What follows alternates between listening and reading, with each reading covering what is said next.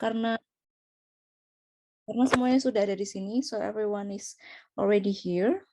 So let's start the presentation. Langsung aja ya kita supaya tidak membuang-buang waktu. So the first person who's going to present is, siapa tadi yang pertama teman-teman? Please turn on your camera.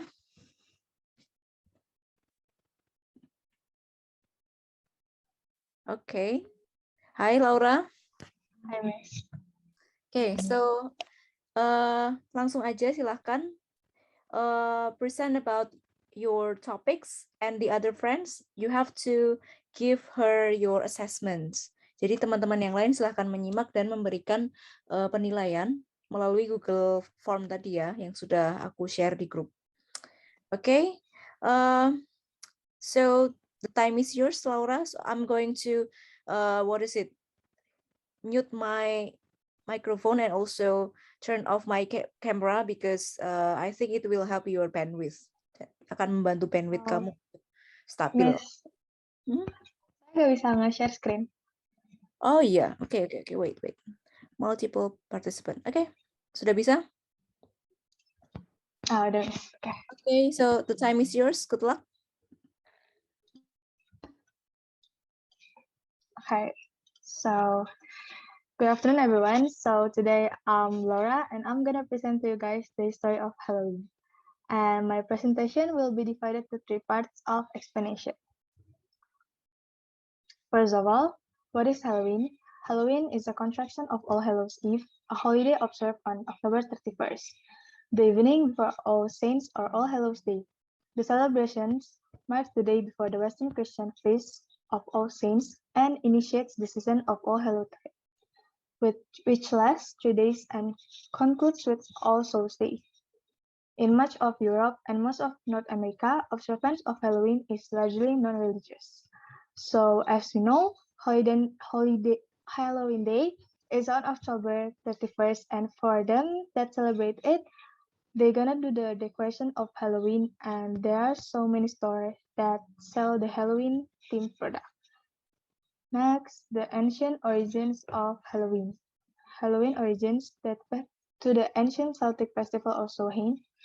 The Celts, who lived 2,000 years ago, mostly in the area that is now Ireland, the United Kingdom, and northern France, celebrate their New Year on November 1st.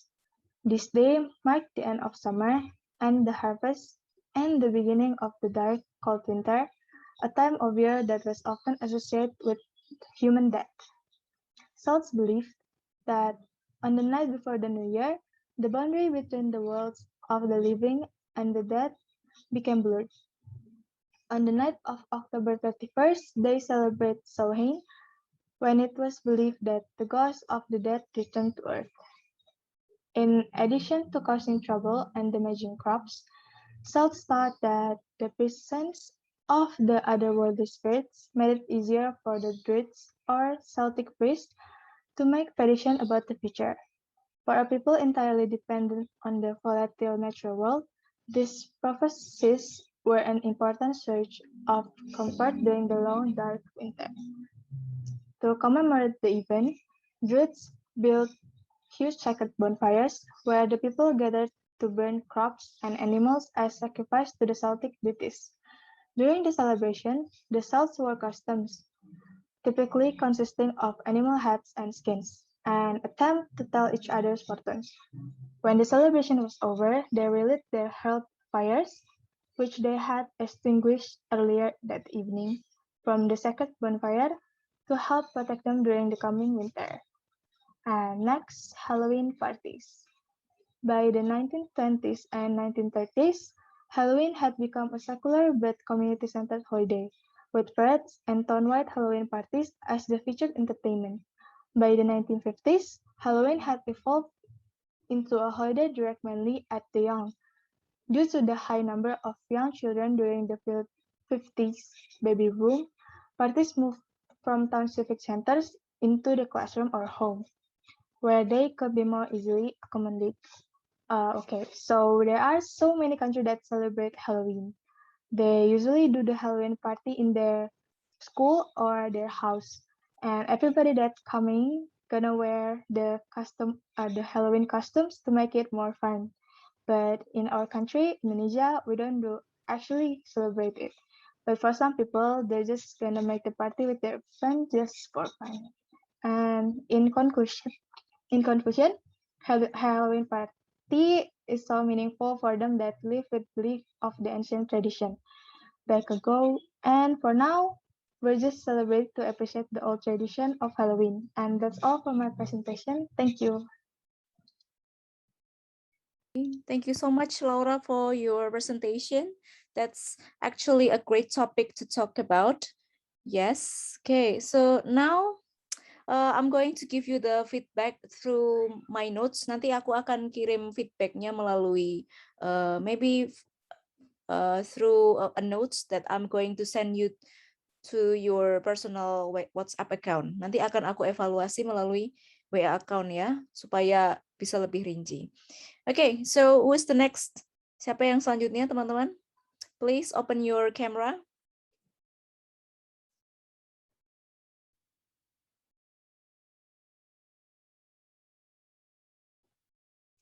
Okay. Hai.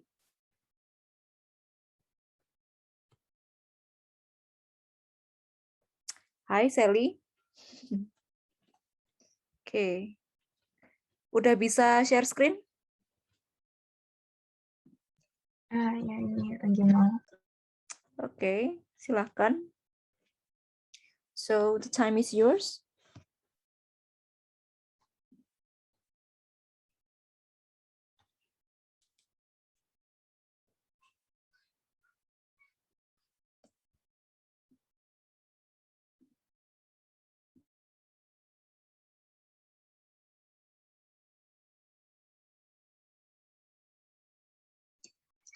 Udah ada kan ini. Okay. Good afternoon, everyone. My name is Teresa Ferina, and today I'm gonna tell you guys the history of tea.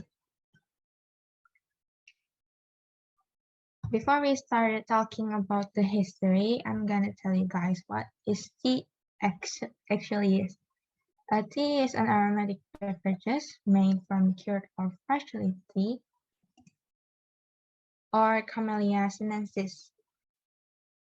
And other than that, tea is the most widely consumed drink in the world after water. To be precise, tea was drunk by over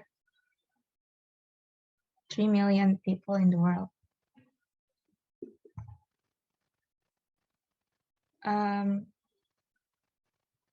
Next is the myth origin.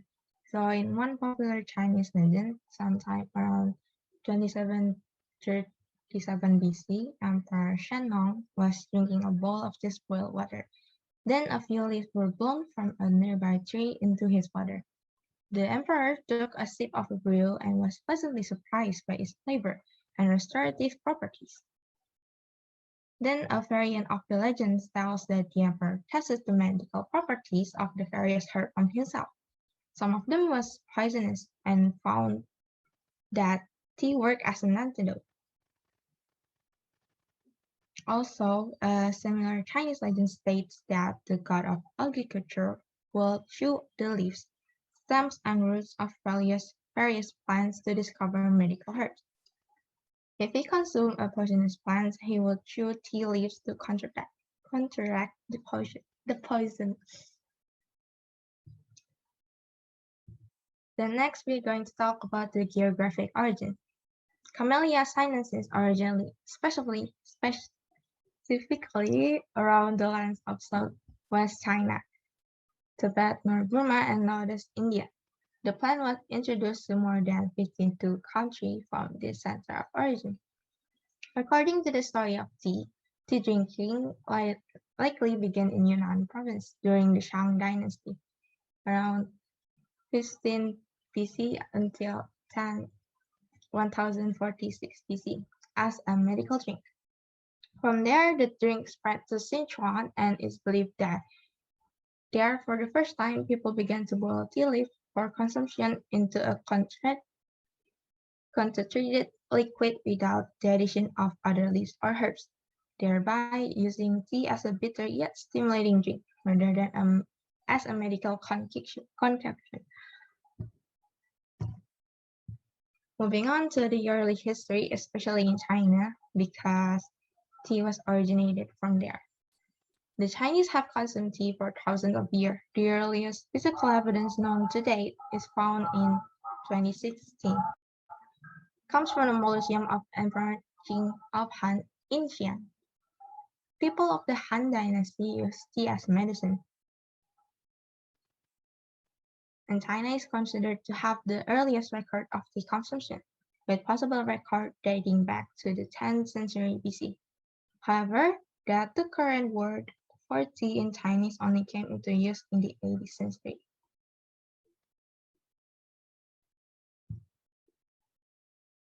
Then, during the Song Dynasty, production and preparation of all tea changed. The tea included many loose leaf styles and powdered form of tea also emerged.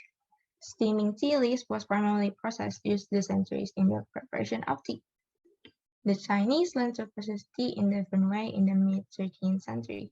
Tea leaves was roasted and then crumbled rather than steamed. By the Yuan and Ming Dynasty, unfermented tea leaves were first pan-fried, then rolled and dried. In the 15th century, there's oolong tea, where the tea leaves were allowed to partially fermented before pan-frying.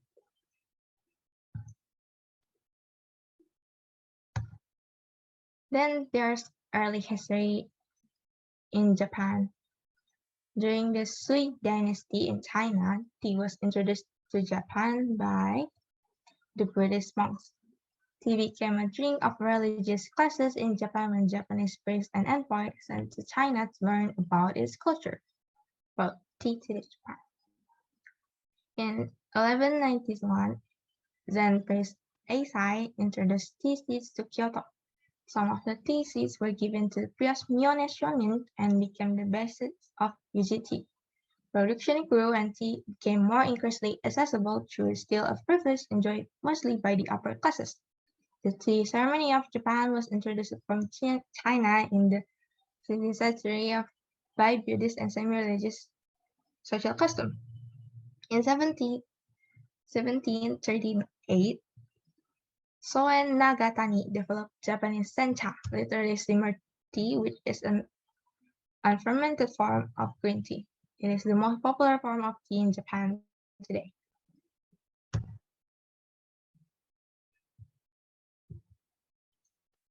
So for the last one, I want to tell you guys about the global expansion of tea. So for there's the earliest record of tea in the more Occidental writing is said to be found in the settlement of Arabian traveler. Marco Polo records the deposition of a tea Chinese minister of finance in 1285 for his arbitrary augmentation of the tea taxes. In 1557, Portugal established a trading port in Macau, and word of Chinese drink cha spread quickly, but there's no mention of them bringing any samples home. In early 17th century, a ship of Dutch East India Company brought the first green tea leaves to Amsterdam from China. Then tea was known in France by 1636. It enjoyed a brief period of popularity in Paris around 1648. The history of tea in Russia can also be tracked back to the 17th century. Tea was first offered by China as a gift to Tsar Michael I in 1618. The regal ambassador did not care for it and rejected the offer. By 1689, tea was regularly imported from China to Russia via caravan of hundreds of camels traveling the year-long journey, making it precious commodity at the time. Tea was appearing in German apothecaries by 1657, but never gained much esteem except in coastal areas such as Ostfriesland. Tea first appeared publicly in England during 1650s when it was introduced through coffee houses. From there, it was introduced to British colony in America and as well. That's all I can say to you guys about the history of tea. Thank you for listening. Okay, that's great. You talk about tea and then the history of tea. So the presentation is also related to the information. That's great, Sally. Now, after we have Sally, we're going to move on to Tere's presentation. So now, hi Tere. Okay, I'm going to unmute your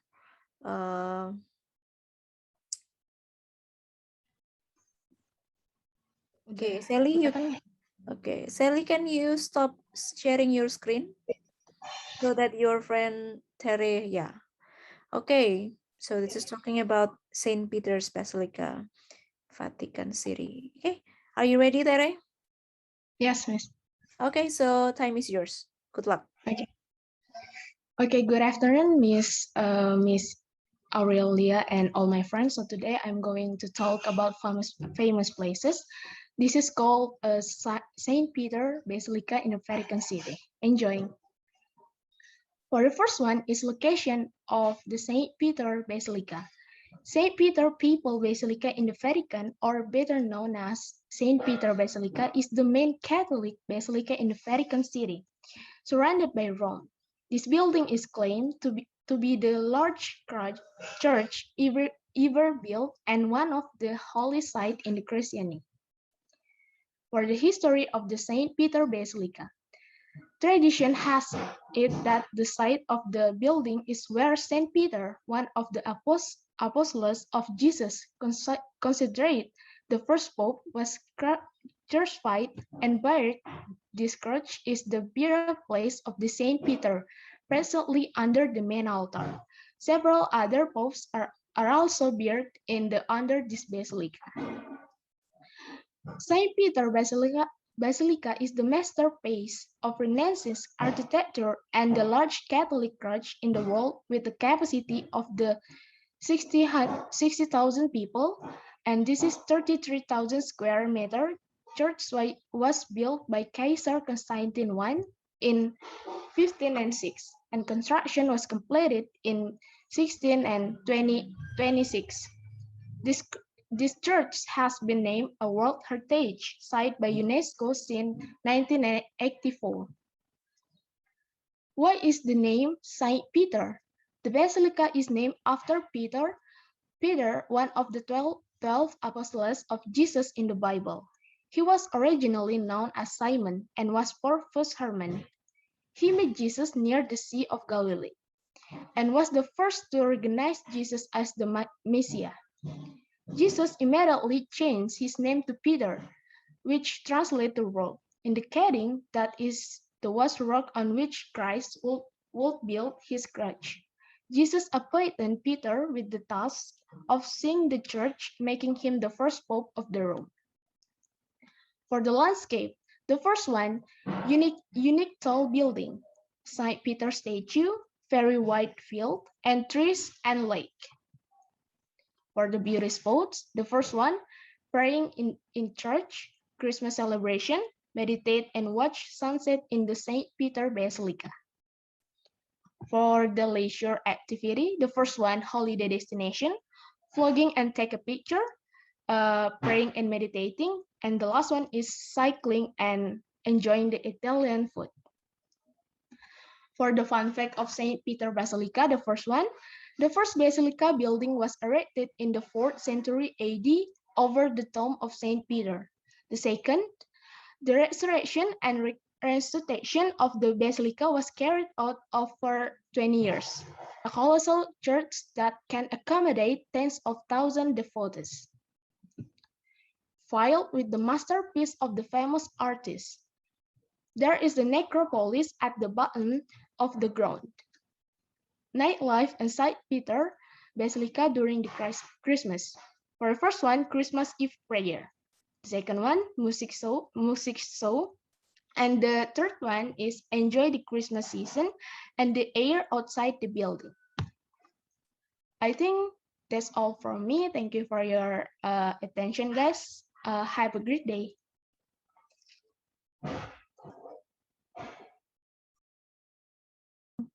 Thank you so much for your presentation, Tere. That's great. So you deliver it with very complex and also in a very complete information. Now, setelah kita mendengarkan presentasi dari Tere, we are going to have our next presenter, yaitu Davin. Hi Davin, could you please turn on your camera?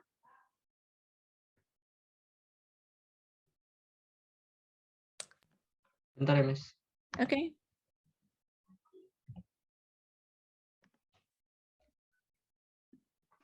Okay. Udah ada belum, Miss?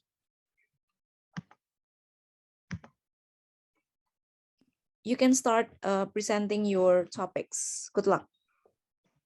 Good afternoon, Miss and all my friends. Now I want to talk about my presentation, Borobudur Temple. The history of Borobudur Temple. The Sailendra dynasty built the largest Buddhist relics in the world between 780 to 840 AD. The Sailendra dynasty was the ruling dynasty at that time. This relic was built as a place of Buddhist worship and a place of pilgrimage.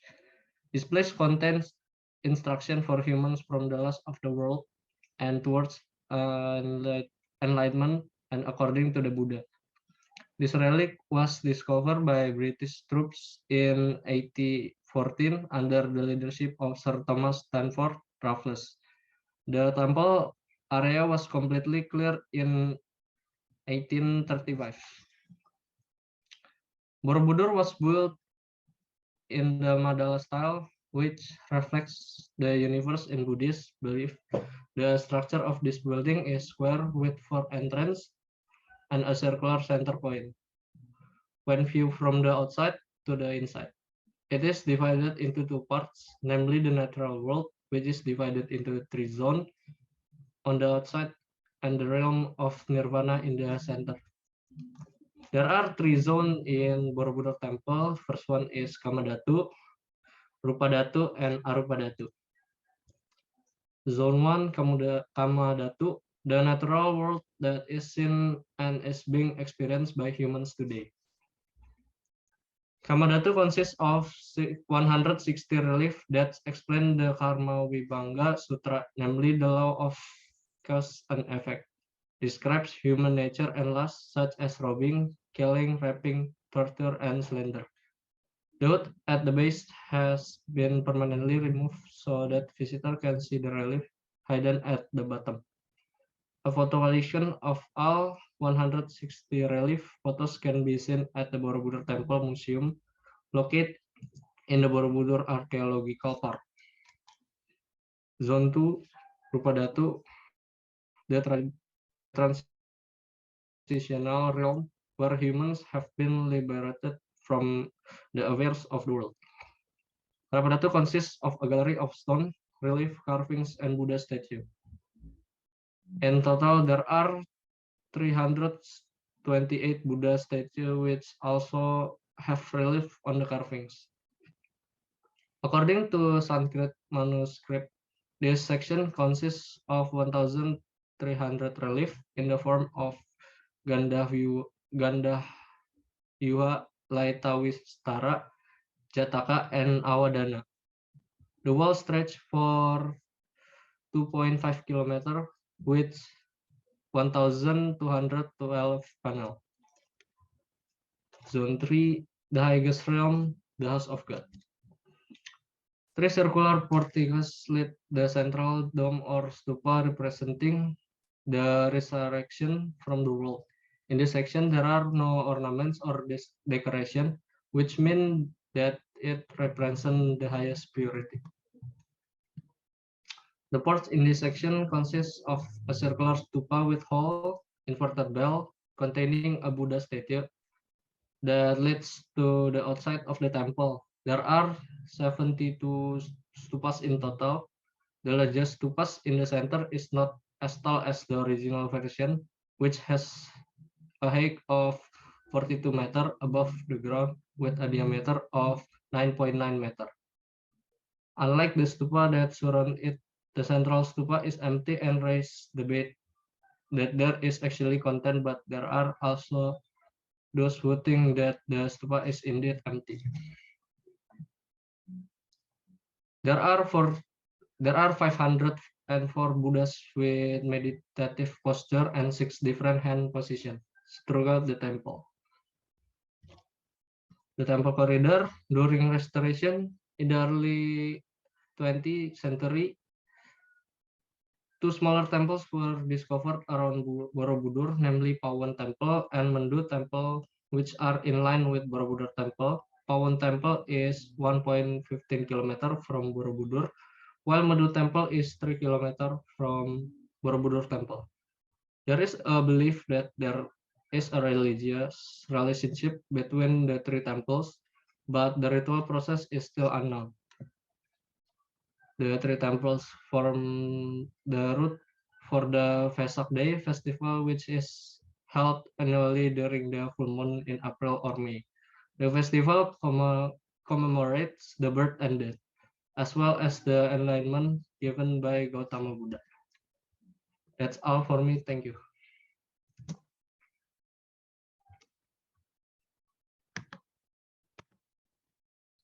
Thank you so much for sharing your presentation, Davin.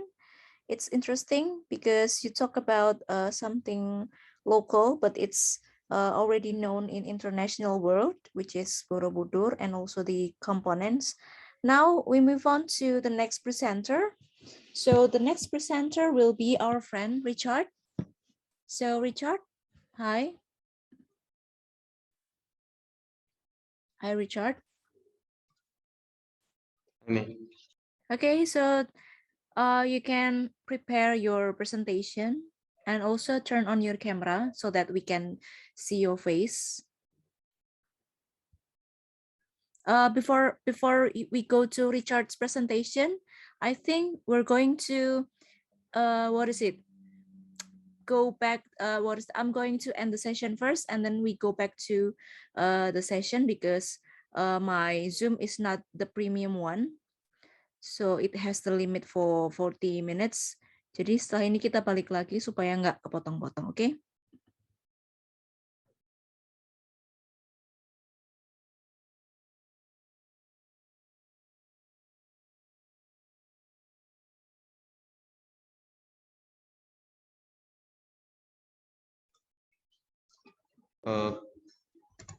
Udah kelihatan belum? Sudah, aman. Good morning, Miss Aurelia and friend. Today we presentation about history of Rich Brian. Who is Rich Brian? Brian Immanuel Suwarno, born 3 September 1999, known officially as Rich Brian, formerly Rich Chaiga, is an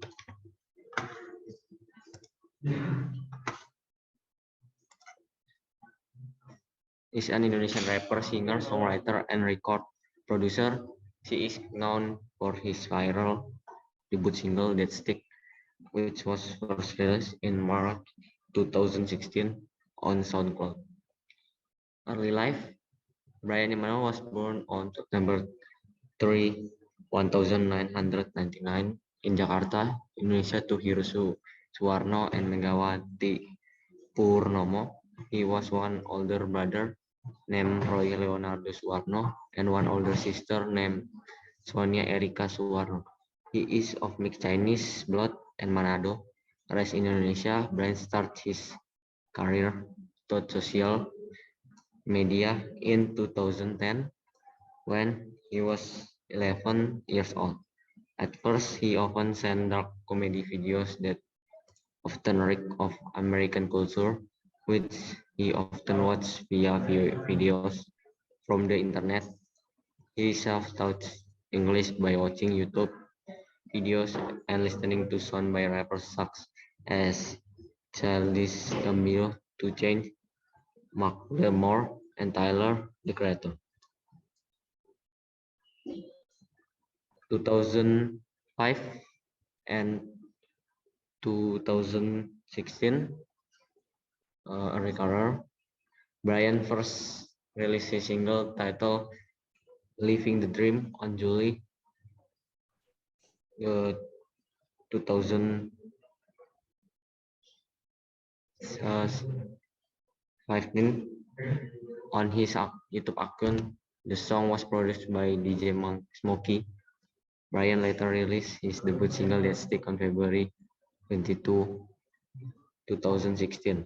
The song stole attention on the international stage after a reaction video was uploaded featuring American rappers such as Ghostface Killah, 21 Savage, Tory Lane, Mediantio, Designer, and often Dead Stick pick up back at number 4 of Bubbling Up under R&B hip hop single chart. Brian later released his second single entitled "Who That Be" on iTunes of August 9, 2016. The song was produced by Sing. He later released a remix version of the single "Dead Stick" featuring Ghostface Killah and Pouya. After that, Brian released the third single, 17, which quickly reached 1 million views on YouTube and SoundCloud.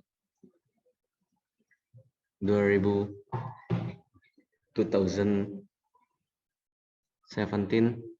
and present, Brian embarked on his inaugural American tour in April 2017, ending in May. In May 2017, Brian released the single "Gospel" along with XXXTentacion and Kid Ape. There is the first collaboration, and the song was released on 88 Rising. The music video for the single has 2001 million views on YouTube, and October 2017, Brian won the award that the for Indonesian Choice Award as Breakthrough Artist of the Year. In the May 2017, Brian announced his debut album in interview with XXL and said, "I'm working on the debut project and there are serious songs while the rest are just silly stuff. That I only focus on those serious songs in an interview." Brian he spent a lot of time in Los Angeles, California working on his debut album. Brian released "Glow Like That" on August 13, 2017 on a YouTube channel called 88 Rising. He then announced a nationwide tour starting on September 9 and ending on November 21, entitled "Come to My Party Tour." Brian released "Chaos" in October 2017 and "The Crisis" along with 21 Savage in November 2017. On December 19, 2017, Brian announced on his Twitter account that he would be releasing his debut studio album Amen on February 2, 2018. It's become the first Asian artist hip hop album to top the iTunes chart and peak at the number 18 on the US Billboard 200 chart. On January 1, 2018, Brian released "See Me" on the YouTube channel 88 Rising under the stage name Brian Den. In January 7, 2018, he officially again changed his stage name towards Brian. On June 26, 2019, Brian released his last single, "Yellow", and released the music video on the same day. Brian also announced his second studio album, "The Seller", which will be released on July 26. Thank you.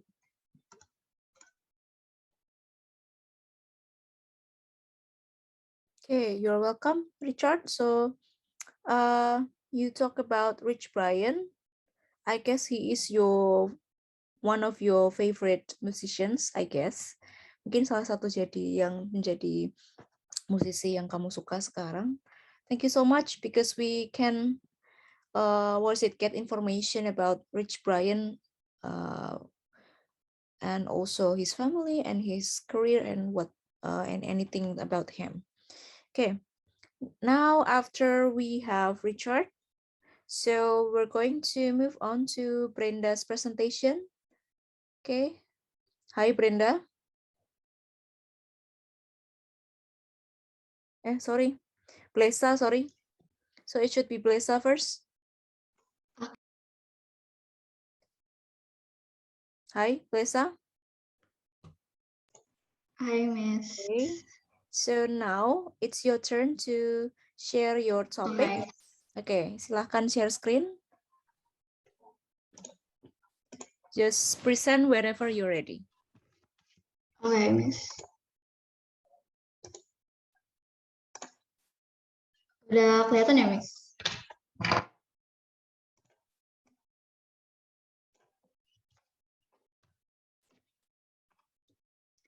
Okay, good afternoon, Miss Aurel and all of my friends. My name is Blesa, and now I'm here with butterflies behind me. Yay! Okay, so for today, I'm going to present to you about how a caterpillar becomes a butterfly. Without further ado, let's get started. Okay, first, do you guys know what is metamorphosis? Because there is a relationship between the change of a caterpillar into butterfly with this process. So, metamorphosis is a process by which animals undergo extreme, rapid physical changes sometime after birth. The result of metamorphosis may be change to the organism's entire body plan, such as a change in the animal's number of legs, its mean of eating, or its mean of breathing. Okay, so for the first phase is egg. The eggs of this animal have a small size of about 1 until 2 millimeters. The color and the shape of this animal vary. The number of butterflies' eggs is different. Some produce about 30 eggs, 100 eggs, even up to 200 eggs. The next phase is the larva or the caterpillar. This phase is marked by molting. Each state of one molting with another molting is known as an instar. The color of these instars is different. There are larvae that have a bright color but are generally green or brown. There are also brightly colored caterpillars, but they are dangerous because they have poison. Larvae have different shapes, colors, and feathers. Morphologically, this larva has a cylindrical body and has a cephalic thorax and abdomen. The next phase is cocoon. The pupa is the resting phase after the larvae are fully grown and have stopped eating. The pupa is wrapped in a crystal and does not move during the process of changing into adult butterfly. At this stage, each larva has a silk gland that is useful for attaching its body to stems, twigs, or leaves. Although it looks silent, the pupa undergoes a major process of change so that it is ready to come out of the pupa cell. The pupa has a green or brown color, which is a self-defense mechanism. And last phase is the butterfly. Adult butterflies will emerge from the pupa after sunrise or noon. This is so that the process of drying the wings is faster and the butterflies don't fly off to find food. The process of releasing the butterfly from the pupa is influenced by abiotic factors such as humidity, temperature, and sunlight. The process of releasing the butterfly from the pupa is initiated by connecting the spiracle on the butterfly with a short tube for opening or ventilation in the pupa chrysalis. The ventilation section is useful for taking in the air. After the air enters, the butterfly will pump its body so that it breaks the pupa's shell just behind the head. Then the butterfly will remove the head and the rest of the body will follow. Okay, I think that's all for me. Thank you so much for your attention. Thank you so much for listening. I hope you guys enjoy my presentation. Thank you. Bye. See you.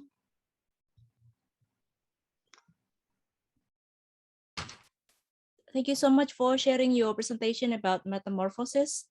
That's very attractive presentation, full of colors, just like the colors of butterflies. So it's very in line with the object that you talk about. Okay, now we go to Brenda's presentation. Oke, nah sekarang baru Brenda, tadi Blesa. Oke, now you can share your screen and you can start whenever you are ready. Okay.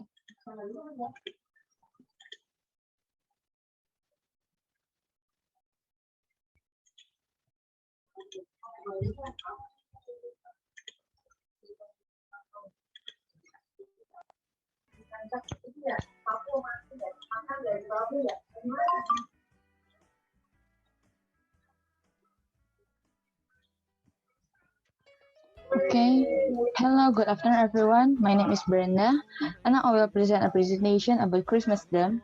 And I will talk about Christmas from many kinds of informations when I got from a lot of sources. So yeah, now I will show you and explain about Christmas. Okay, the first I will talk about history from Christmas, and I will explain from summary I taught to everyone. The middle of winter has long been a time of celebration around the world, centuries before the arrival of the man called Jesus.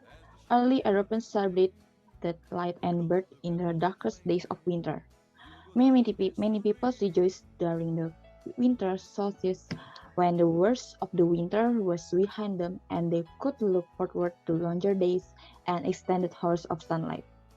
In Scandinavia, the Norse celebrate Yule from December 21 this winter solstice through January, in recognition of the return of the sun.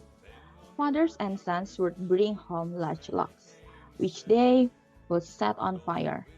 The people would feast until the log burned out, which could take as many as 12 days. The Norse believed that each part from the fire represented a new pig or calf that would be burned during the coming year. And next is origin and development. The end of December was a perfect time to celebration in most areas of Europe. At that time of the year, most cattle were slaughtered so they would not have to feed during the winter. For many, it was the only time of the year when they had a supply of the fresh meat. In addition, most wine and beer made during the year was finally fermented and ready for drinking. In Germany, people honored the pagan god Odin during the midwinter holiday. Germans were terrified of Odin, as they believed he made nocturnal flights through the sky to observe his people, and then decide who would prosper or perish. Because of his presence, many people choose to stay inside. Contemporary custom in the West. The Renaissance humanist Bastian Brand recorded in Das Narrative the custom of placing branches of fir trees in houses, even though there is some uncertainty about the precise date and origin of the tradition of the Christmas tree. It appears that fir trees decorated with apples were first known in Starburst in 1605. The first use of candles on such trees is recorded by a Silesian duchess in 1611. And another custom in Advent calendar, which provides 24 openings, one to be opened each day, beginning December 1. And according to tradition, the calendar was created in 19th century by a Munich housewife who tired of having to answer endlessly when Christmas would come.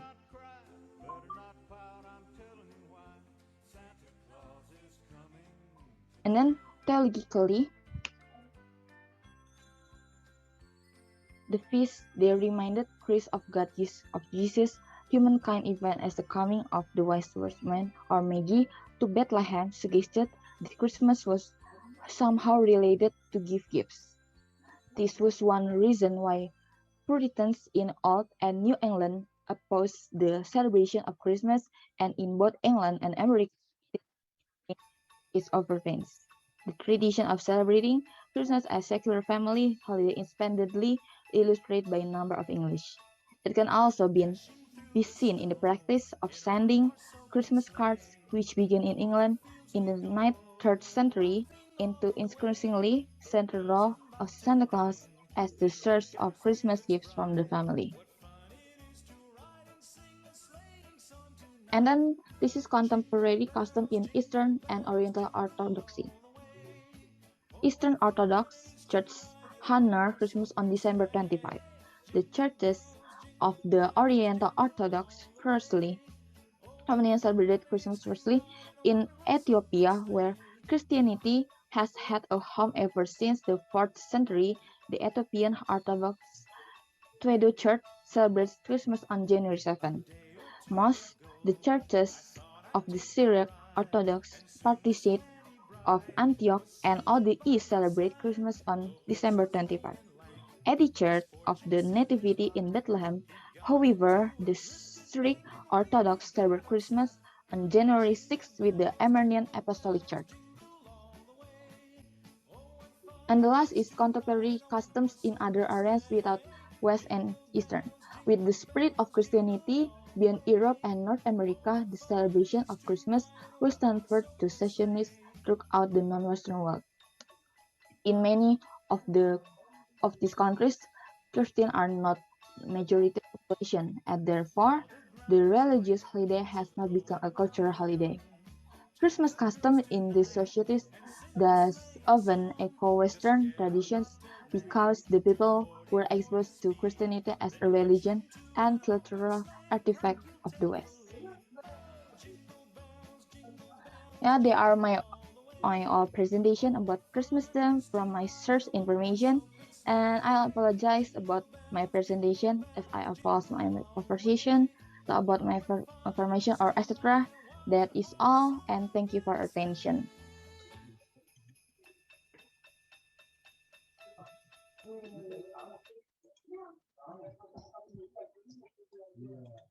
Okay, so the topic was about Christmas, the celebration that you're going to celebrate in just a few weeks, dalam beberapa minggu lagi ya, wah nggak kerasa.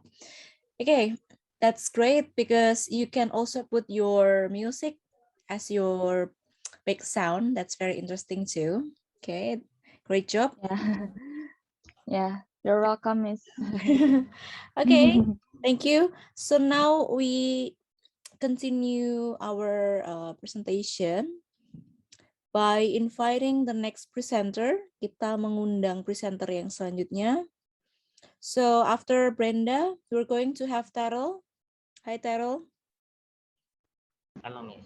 Kamu di sekolah ya? Okay. So now it's your time to share your topics to your friends and to me. So you can share your screen and start whenever you are ready. Miss, tulisannya kalau screen share, your video is disabled during screen sharing. Wait. Your video is really? Oh, sekarang gimana coba?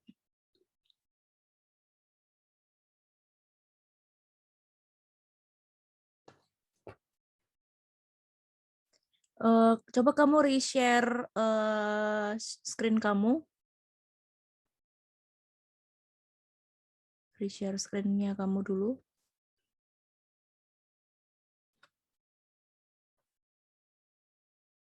Nah, udah bagus kok. Udah bisa kita lihat. Oke, silahkan. Terrell, time is yours. Good afternoon, Miss and all my dear friends. Today, I will present about history of Macintosh. The Macintosh or Mac is a series of several lines of personal computers manufactured by Apple Inc. The first Macintosh was introduced on January 24, 1984 by Steve Jobs, and it was the first commercially successful personal computer to future to known but still unpopular features. Production of the Mac is based on a vertical integration model in that Apple facilitates all aspects of its hardware and creates its own operating system called System Software, later renamed to Mac OS, that is pre-installed on all Mac computers. The beginning of Macintosh computer. The Macintosh project started in the late 1970s with Jeff Raskin, an Apple employee who envisioned an easy-to-use, low-cost computer for the average customer. He wanted to name the computer after his favorite type of Apple, the Macintosh, but the name had to be changed for legal reasons. In September 1979, Raskin was authorized by the management to start hiring for the project, and he began to look for an engineer who could put together a prototype. Bill Atkinson, a member of Apple Lisa team, introduced him to Burrell Smith, a service technician who had been hired earlier that year. Over the years, Raskin assembled a large development team that designed and built the original Macintosh hardware and software. Original Macintosh specification. The first Macintosh board, designed by Burrell Smith, had 64 kilobytes of RAM, used the Motorola 6809E microprocessor, and was capable of supporting a black and white bitmap display. The final Mac design was self-contained and had the complete quick draw picture language and interpreter in 64 kilobytes of RAM and 128 kilobytes of RAM. The final product screen was a 9-inch monochrome display, exceeding the prototype.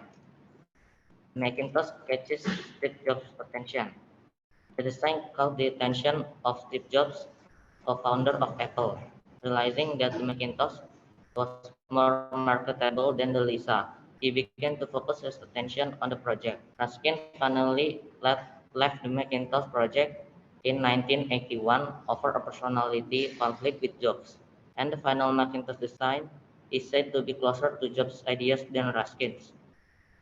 The Macintosh 128K was announced to the press in October 1983 and was introduced in January 1984. It came bundled with two applications designed to show off its interface, MacWrite and MacPaint. In April 1984, Microsoft Multiplan migrated over from MS-DOS, followed by Microsoft Word in January 1985. Apple introduced Macintosh Office the same year with the still famous Lemmings ad, marketing the first Macintosh. For a special post-election edition of Newsweek in November 1984, Apple spent more than $2.5 million to buy all 39 of advertising pages in the issue. Apple also ran a test drive Macintosh promotion.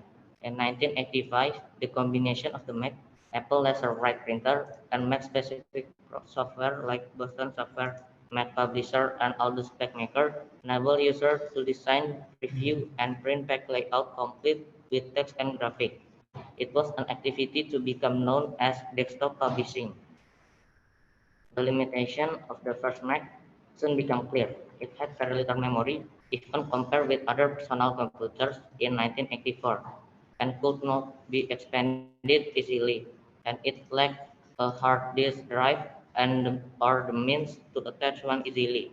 In an attempt to improve connectivity, Apple released the Macintosh Plus. The Mac Plus was an immediate success and remained in production unchanged until October 15, 1990, on sale for just over 4 years and 10 months.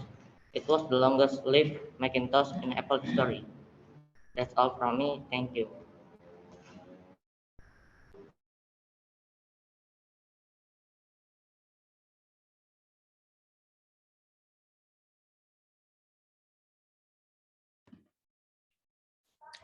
Okay, thank you so much for sharing your topic, Daryl. So it's interesting because you talk about Macintosh and its history. Okay, again, our Zoom is limited. Kita nanti balik lagi. Setelah ini, aku matikan dulu yang sesi ini, nanti kita balik, oke? I'm sorry for the inconvenience. Okay, Leo, are you ready to present your topics? Miss.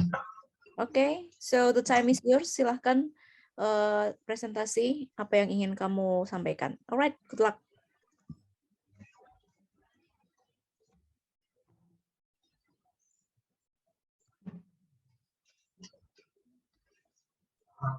Miss and friend, today I'm gonna presentation about story of Just No Limit. Tobias Justin, known professionally as Just No Limit, born on 5 February 1999, is an Indonesian YouTuber and internet celebrity. Just started playing online games when she was in elementary school. Usually he bought a package to play for 10 hours when playing in internet cafes. When he entered college, he sold various kinds of voucher which made him profit ranging from tens to hundreds of millions rupiah. This cannot be separated from the influence of him who also participates in advancement program. Her sister, who born on August 20 to 1999 with the name Jessica Jane, is also a YouTuber with more than 3 million subscribers. In April 2020, he officially became a YouTuber with a board game content and electronic sports in Indonesia, which for the first time managed to break the 10 million subscriber mark and continues to grow to 15 million subscribers in just 2 months. That same month, he auctioned off his watch to help the victims who found the COVID-19 pandemic. This is also known as pioneer for content in the form of distributing smartphone and laptop from various brands, free of charge to their customers.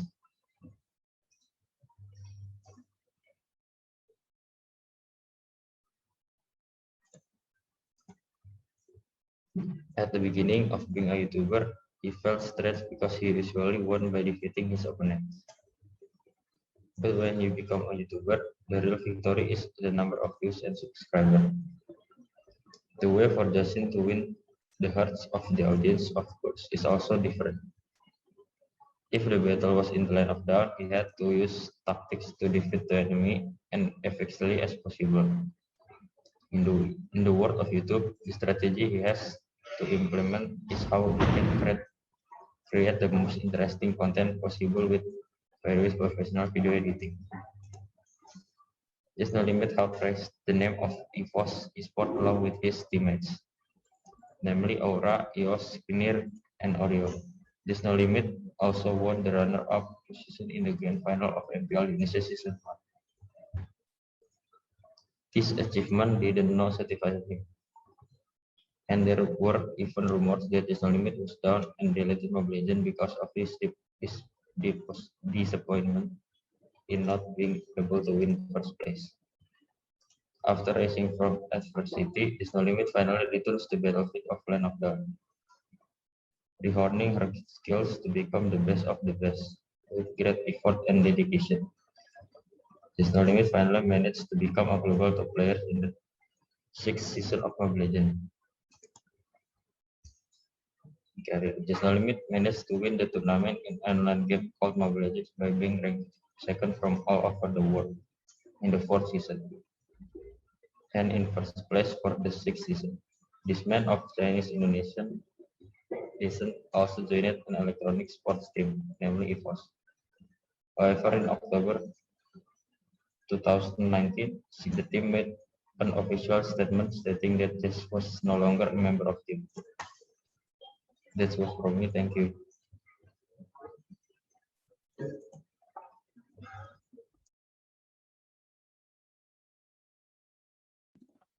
Okay, thank you so much for your presentation, Leo.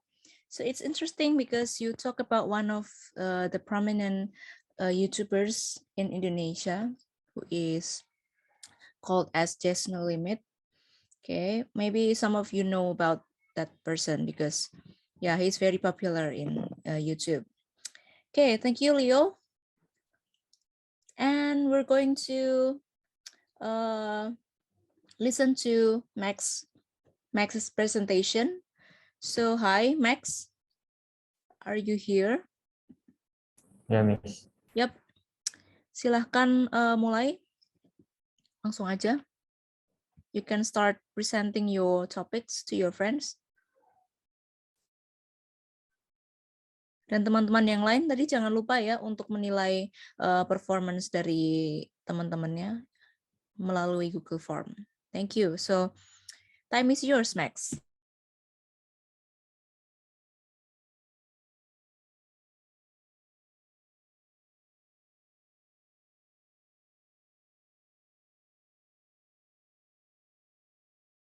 Good afternoon, Miss and friends. Now I'm gonna present about the process of how XQC become famous and successful.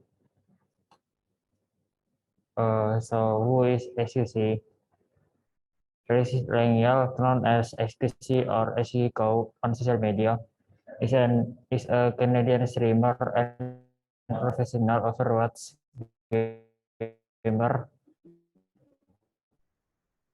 best known for his Twitch streams. Felix he played for the Dallas Stars inaugural season in the Overwatch League before the Four released him due to controversy and suspension. He now streams full-time on Twitch for the Canadian esports organization Luminosity Gaming.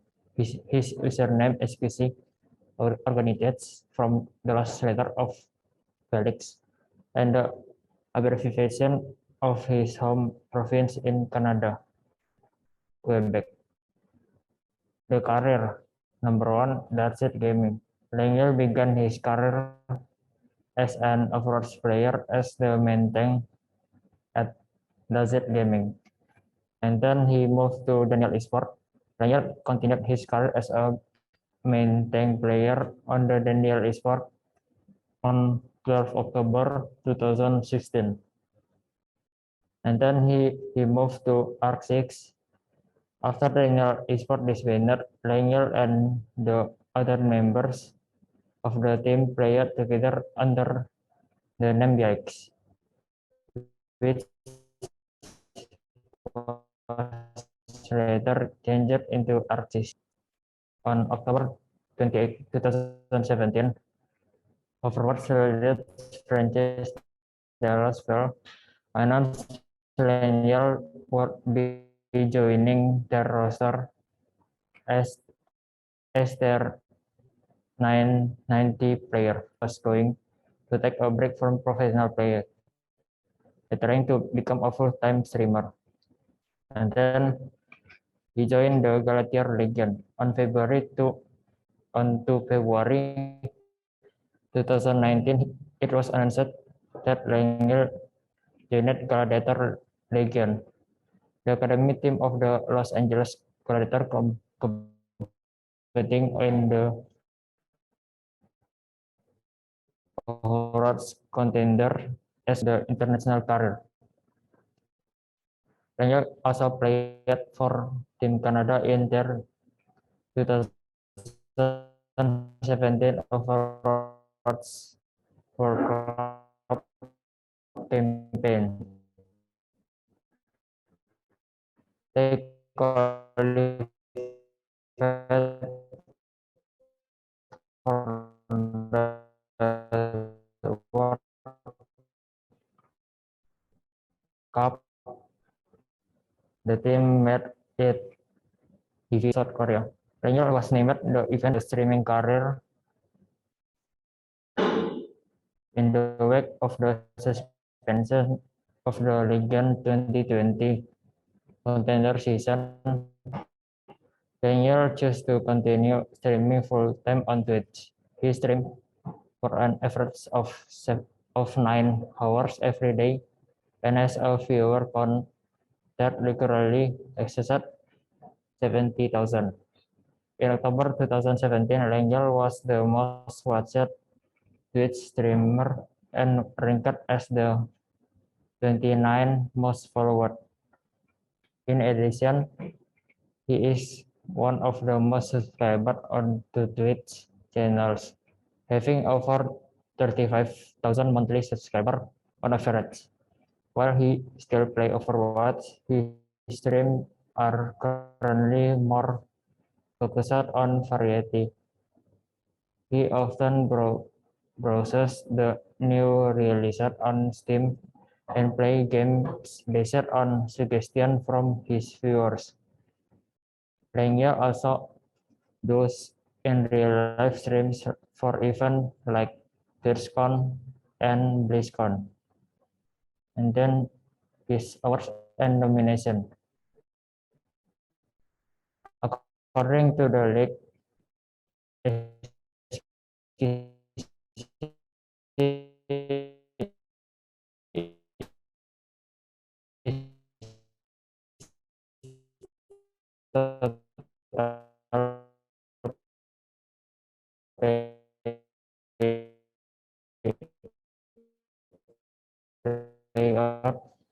from August to October this is 7. That's all for my presentation. Thank you.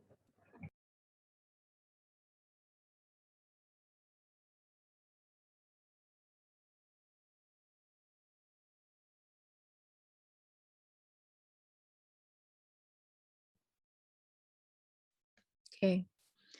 I guess your connection is not that good karena mungkin pakai WiFi di sekolah, jadi kurang stabil mungkin ya. Tadi agak sedikit some of your words were not delivered clearly, but that's okay.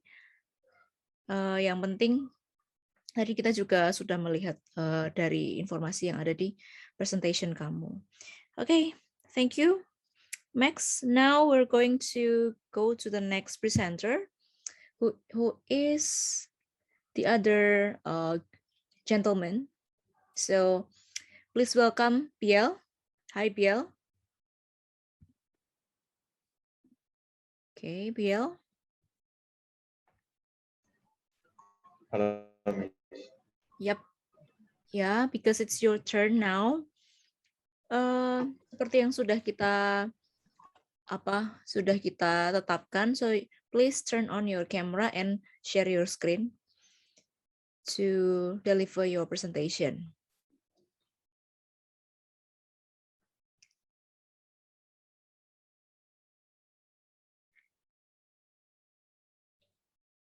Okay. Okay, please turn on your camera, Biel.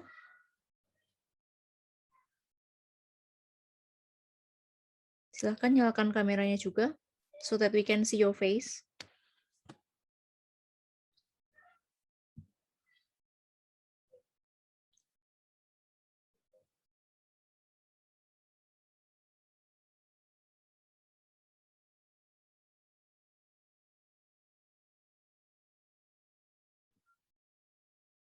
Okay, turn on your camera.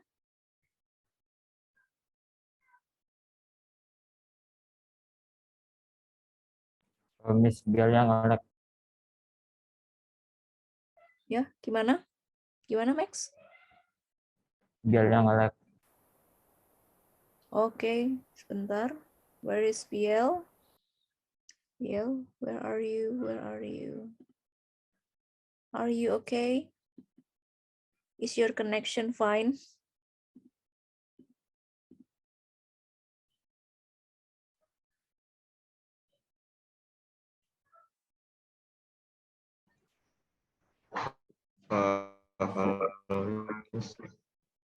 Oke.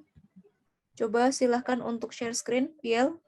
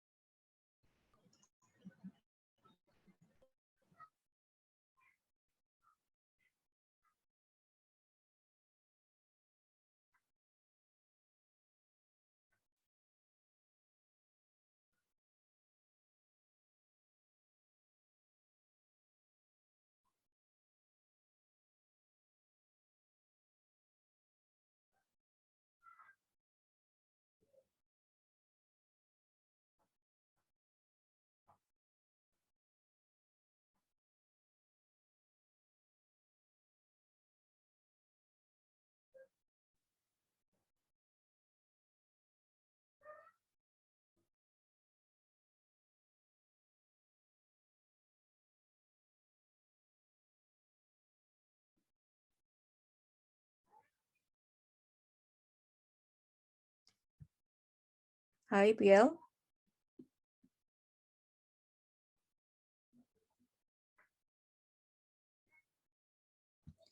Or while we are waiting for Biel, sembari kita menunggu Biel, is it okay if IB is presenting first? Apakah ini oke untuk IB untuk take over dulu?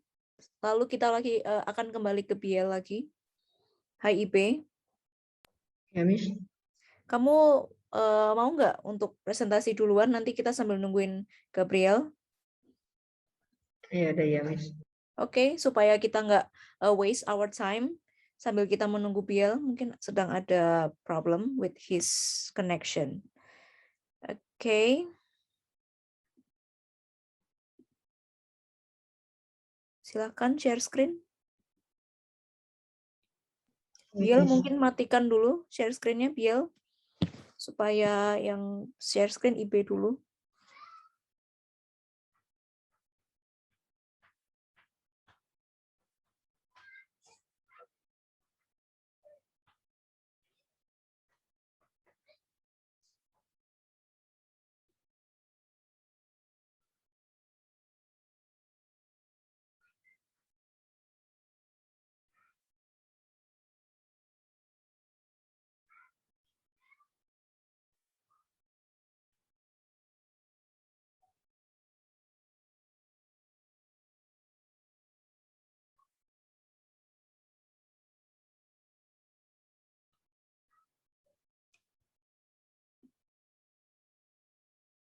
Gimana IB bisa share screen?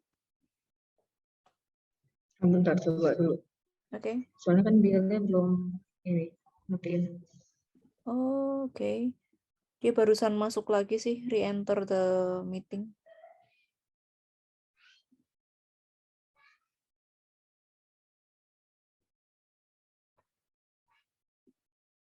Oke, kalau sekarang coba. IB. Yap. Oke.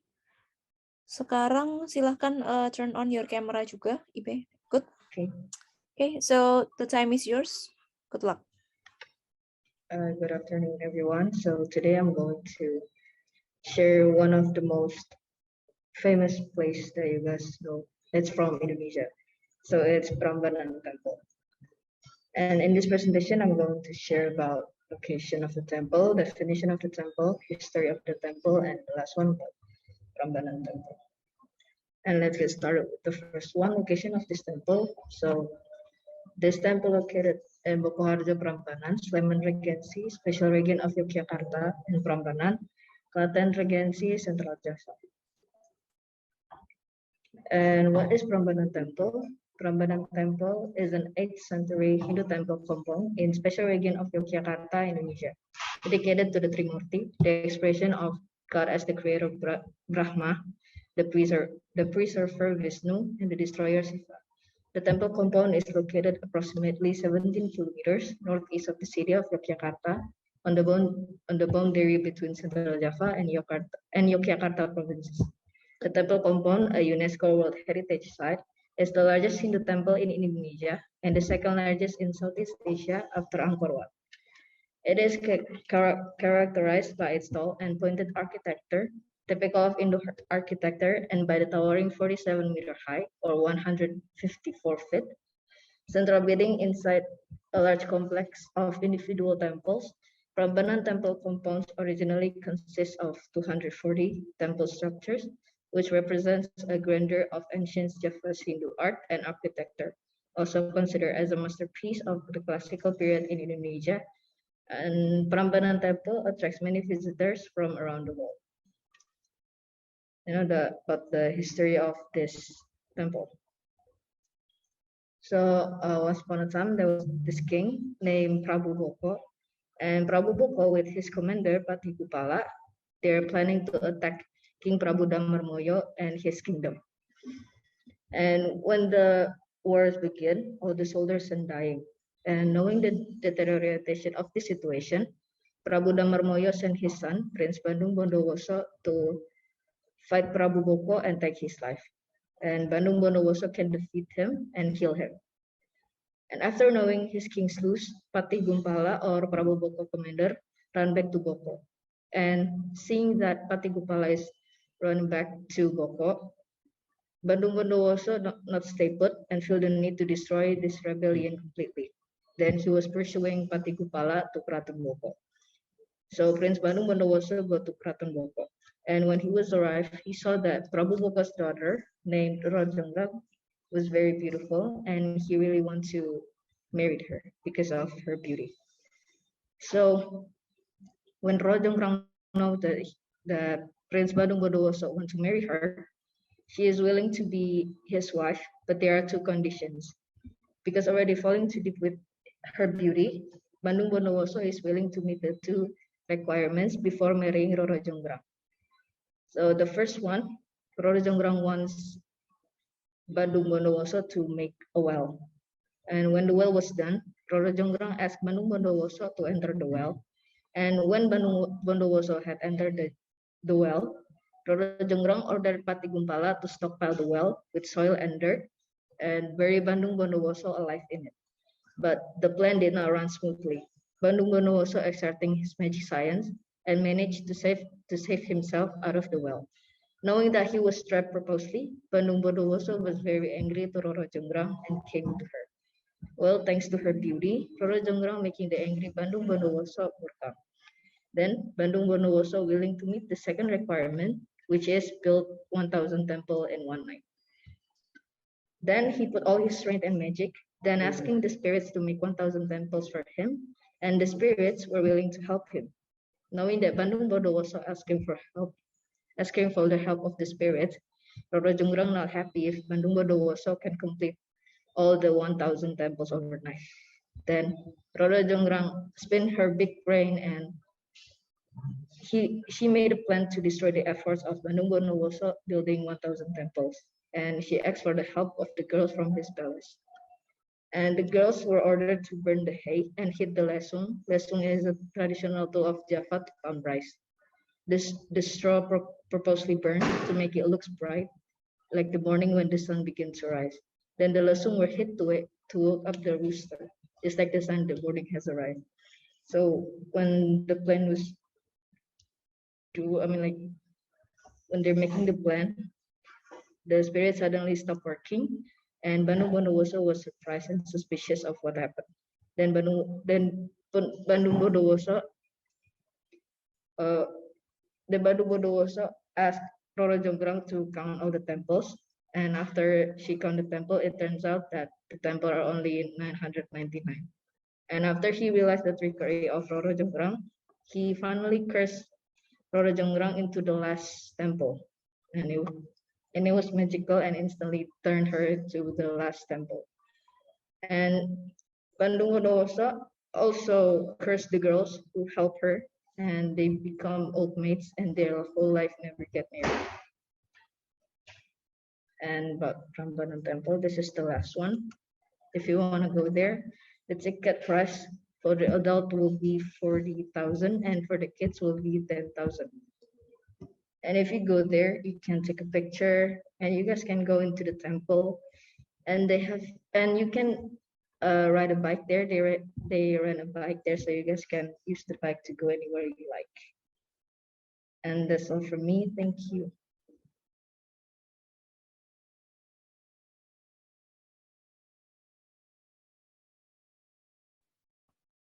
You're welcome, Ibe. A very impressive presentation about Prambanan.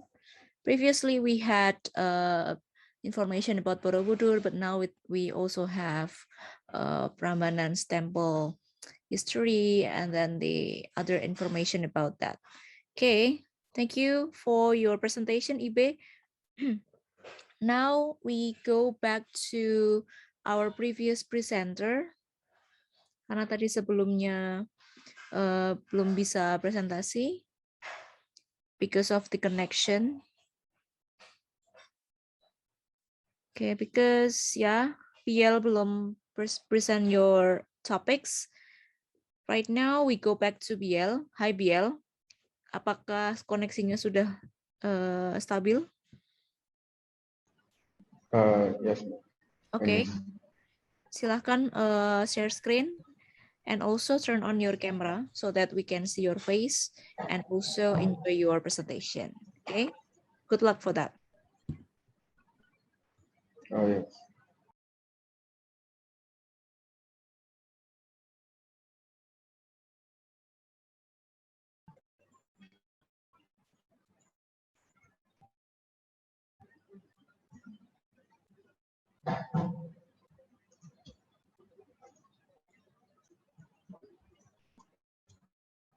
Good morning, Miss and friend. Today I'm going to tell you about manga history.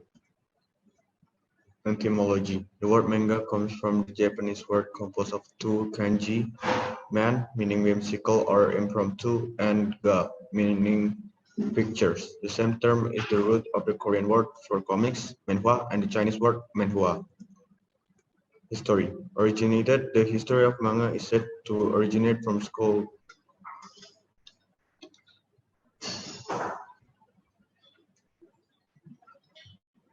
Gak bisa dihidupin, Miss, videonya. Ditulis katanya, your video is disabled during screen sharing.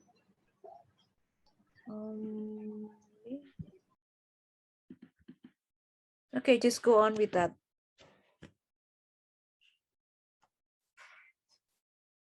Okay, Miss. Originated, the history of manga is said to originate from scroll dating back to the 12th century, and it is believed they represent the basis for the right-to-left reading style during the Edo period, 1603 until 1867. Toba Ehon embedded this concept of manga. The word itself first came into the common usage in 1798. The explosion of manga. Explosion of artistic creativity occurred in the post-war period, involving manga artists such as Osamu Tezuka, the one who made Astro Boy, and Machiko Hasegawa, the one who made Sazae-san. Astro Boy quickly became and remains immensely popular in Japan and elsewhere.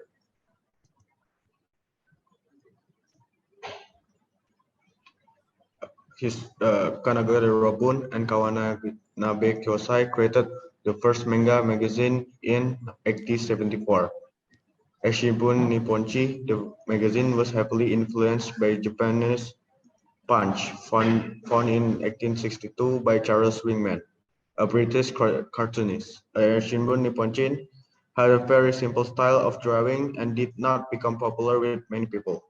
Eshibun Nipponchi ended after 3 issues. The magazine Kisho Shimbun in 1875 was inspired by Eshibun Nipponchi, which was followed by Maru Chibun in 1877, and then Garakuta Chinpo in 1879.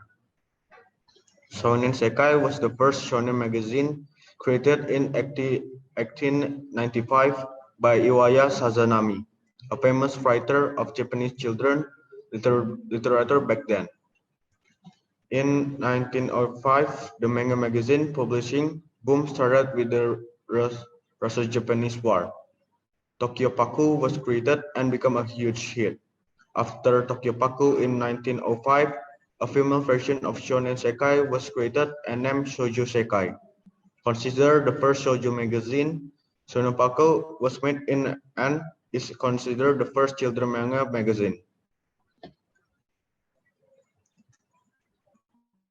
Tezuka cinematography technique. The panel are like motion picture that reveal detail of action bordering on slow motion, as well as rapid zooms from distance to close-up shots. This kind of visual dynamics was widely adopted by later manga artists. Hasegawa focused on daily life and on woman experience, also came to characterize later a shoujo manga.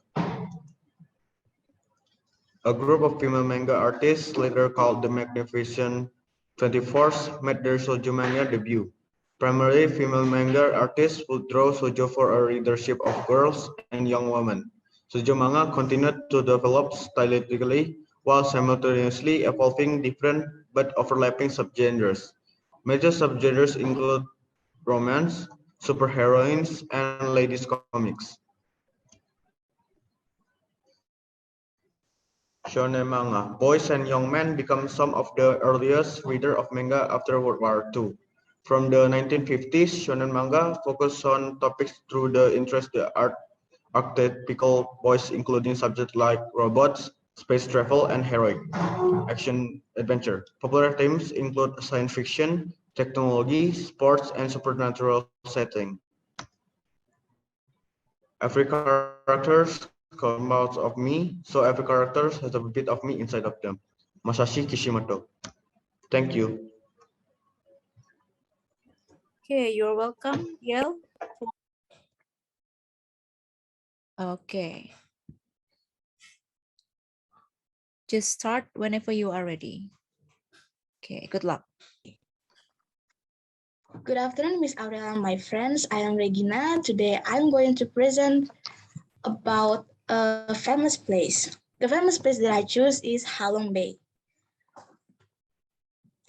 Oh, wait a second.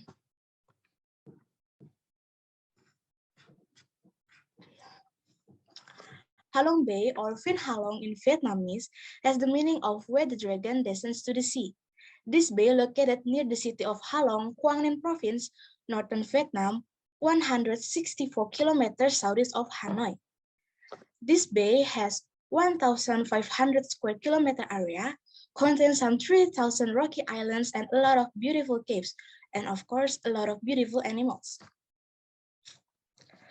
If you are interested to go to Halong Bay, you need to know about the weather. So Halong Bay weather is divided into 4. The first one on September to November, it will be cold weather with clear skies, like blue skies. I think if you want to swim there, it's not the best season. The second one on December to March, it will have some mist drift, but has sunshine, but has sun, but doesn't shine too much. On April and May, Halong Bay offers sunshine and refreshing breeze. This is the best time if you want to sunbathing. On June to August, it will be rainy season. So if you don't like rain, just don't go there on this season. So there are 4 ways to go to the Halong Bay. The first one using package cruise. A lot of visitors using package cruise from Hanoi. But if you are traveling individually, you can take a bus, or if you want to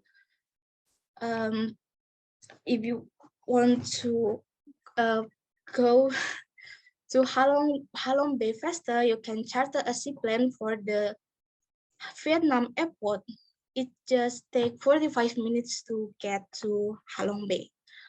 Or if you are not interested to go to Halong Bay, you just want to stay just stay in Halong City, you can hire a taxi to go around the town. So we go to the activities. There are some activities that you can do in Halong Bay. The first one is cruise the bay. You can enjoy your vacation in Halong Bay by taking one of the luxurious cruises. They have a lot of great performances like jacuzzi, swimming pool, and of course, you can watch sunset while having dinner. You can watch sunrise or even sunbathing on the deck. The second one is kayaking. If you are a more adventurous person and like dangerous activities, maybe you might like kayaking. And for your information, there are so many cruises that offer kayaking of the part of their tour guide nowadays.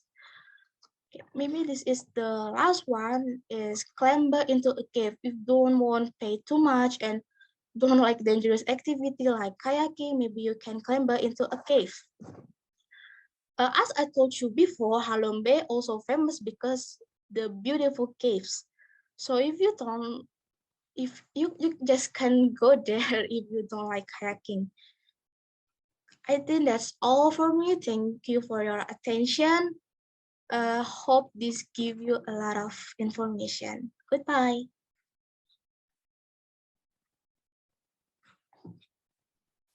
Okay, thank you so much for your presentation, Rere. It's interesting because you mentioned the points clearly and also shortly in your presentation. That's great. Okay, now the last presenter of today's performance. Yeah, Fidelis, are you here? Yes, miss. Yep. Now it's your turn to present. Okay, please turn on your camera.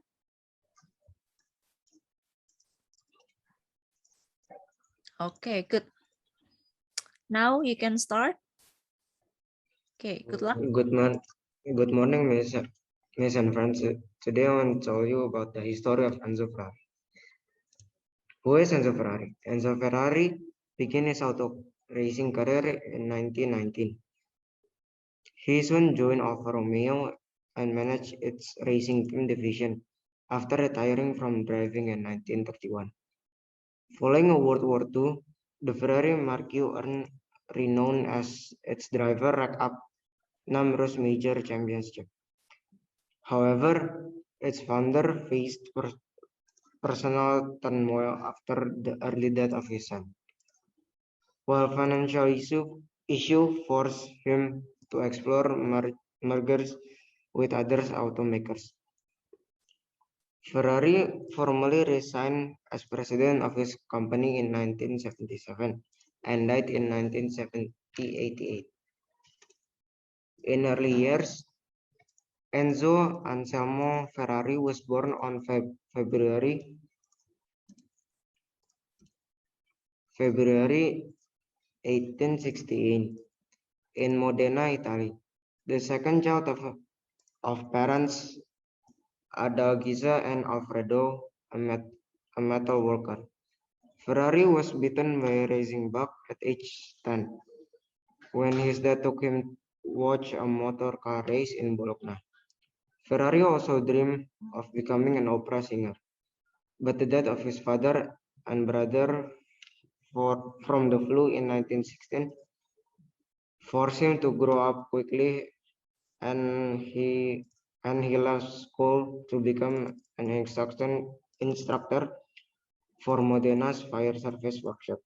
Ferrari joins the Italian army in 1917 and shoot most for the 3rd Alpine Artillery Division, enduring his own serious battle with the flu before earning an honorable discharge. In the later years, death and legacy, Ferrari formally resigned as president of his company in 1977. Although he effectively retained control of the business following the death of his wife in 1978, he admitted to fathering another son, Piero, and his mistress, Lina Lardi, in 1945. Shortly after being conferred an honorary degree in physics from the University of Modena, Ferrari died on August 14, 1988 in Maranello. No cause of death was given, although he was known to be suffering from kidney disease. Over the course of his lifetime, his car won more than 4,000 races and claimed 13 world championships. In recognition of his accomplishment, he was introduced into the International Motorsport Hall of Fame in 1994. Enzo Ferrari car built in 2002, named after the famed founder, is a sport car with 12 cylinders engine and with a top speed 218 miles per hour. That's for me. Thank you.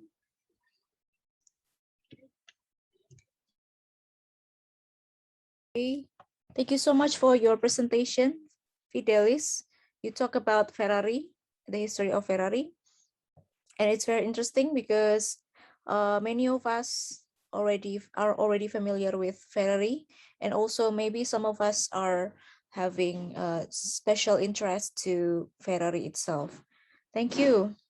Now, before we end the session today, because today's today's meeting is actually the last meeting in this term.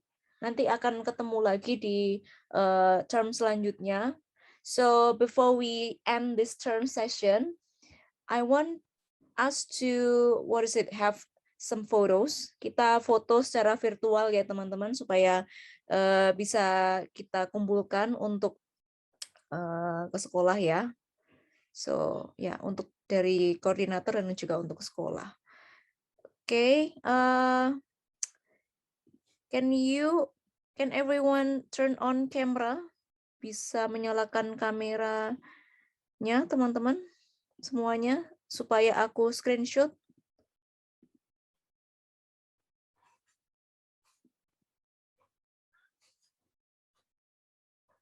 Oke.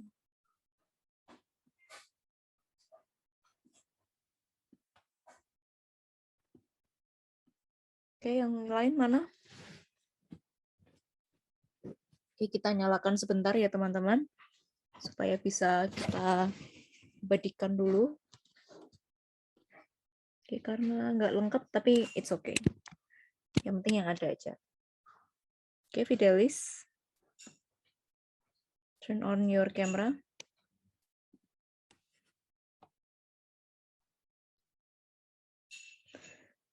Siapa itu?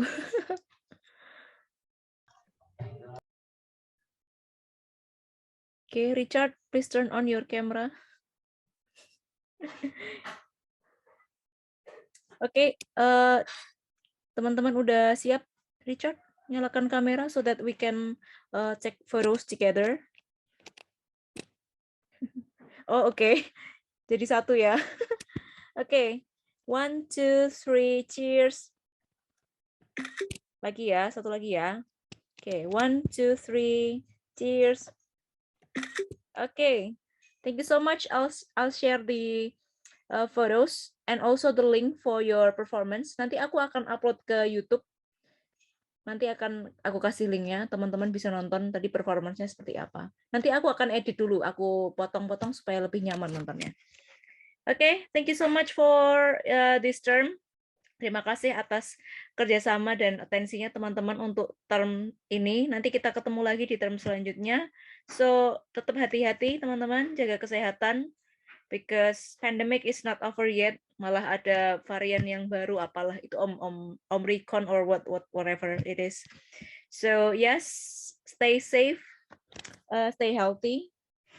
Semoga yang kita pelajari di term ini bisa bermanfaat buat kemajuan kita selanjutnya ya. Okay, thank you so much for everything, and I'm sorry if I have a lot of mistakes. Nanti kita ketemu lagi di term selanjutnya dengan aura dan juga topik-topik yang lebih fresh. Okay, thank you. See you, everyone. Thank you, Thank you, Miss. Miss. Thank you, Miss. Thank you, man.